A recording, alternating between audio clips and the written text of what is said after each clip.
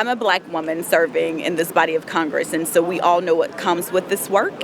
And we are very public facing, but what we know is we have to continue to do the work, and we have to be prepared on day one, which she already is. My grandma taught me, if you stay ready, you'll be ready.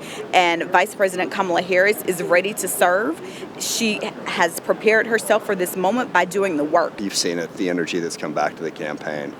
You know, the palpable feeling that we're in a better position now, and the excitement about Kamala Harris. I think it's never too late and until it's too late. And here we are 3 weeks before the convention, and I think it's a difficult and heavy lift, but absolutely possible. And that gives me hope that we can still do it. The energy and vibe I felt inside that room was unbelievably transformed from what it's felt like for the last number of months. Just all of Latino voting and polling, rather, that was just done last week. And the polling is saying that she's actually faring better with younger people, third parties, and independents. I think it's been an energizing event, as you see. A lot of people contributing small sums of money all over the country. I think young people are going to be energized. I think women are going to be energized. I think.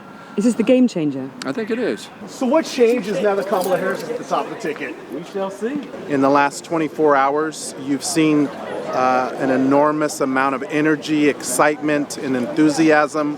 More than 880,000 grassroots supporters donating, 60% of them for the first time this cycle in 2024.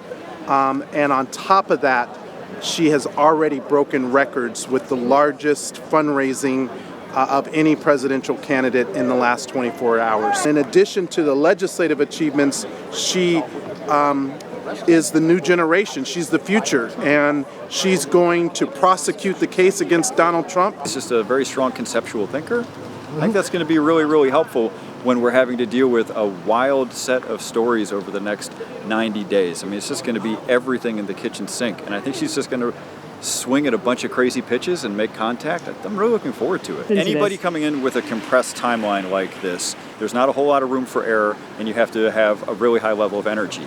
I think she's showing a really high level of energy. I think this thing's going to work.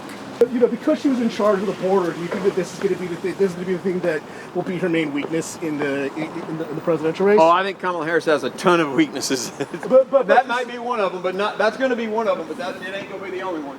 What do you think are going to be the ways that Democrats could defend her and push back against some of these allegations or some of these racist ideas and tropes? I would actually like to know what other people think is the best way that they're going to fight back against anti-Black racism. As somebody who is on the other end of anti-Black racism, it's always us who people are asking for. How are you going to stop people from being racist? How are racists going to stop themselves from being racist?